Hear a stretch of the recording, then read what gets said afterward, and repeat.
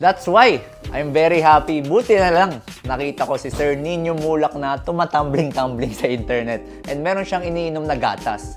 And yun nga yung Healing Cancy Gold. So na-curious ako, ano bang meron dito sa gatas na to? So nalaman ko na yung calcium pala niya is pumipiyok po tayo kahit dito na yung calcium pala niya ay nano yung kanyang component. So ibig sabihin, mas mabilis yung absorption sa katawan. So, pag mas mabilis ang absorption sa katawan, mas matutulungan niya ako para sa daily activities ko. Next, yung protein. Ito na rin yung #1 source ko of protein kasi mataas yung protein component niya. And kailangan natin yan para ma-prevent yung mga tinatawag na muscle loss and para ma-maintain natin yung healthy weight natin.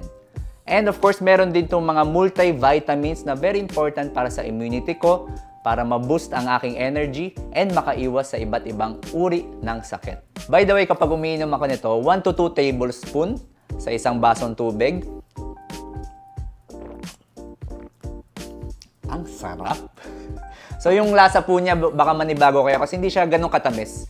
Ayoko rin kasi ng sobrang tamis and masyadong maraming sugar sa gatas nila kasi of course, pag sobra-sobrang sugar, added energy yun. Tapos kung di ko naman nagagamit, masasayang lang. So, ito palang Healing Cancy Gold ay may 984 grams of protein, carbohydrates, tapos may mga fat of course, omega-3. So, important to sa heart and colostrum. Meron din siyang taurine and choline, which is important para sa immunity natin.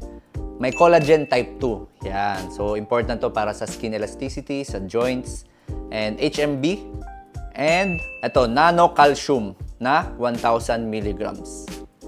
And may onting phosphorus, magnesium, and sodium. And yung friend ko nga actually kakatanong lang sa akin, kakachat sa akin kung ano daw ba yung mga marirecommend kong gatas. So actually ang nire-recommend ko ngayon is Healing Cancy Gold sa mga friends ko tsaka sa family members ko.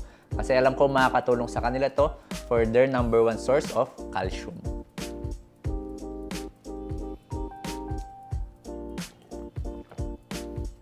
Healing Cancy Gold yung #1 source ko of calcium.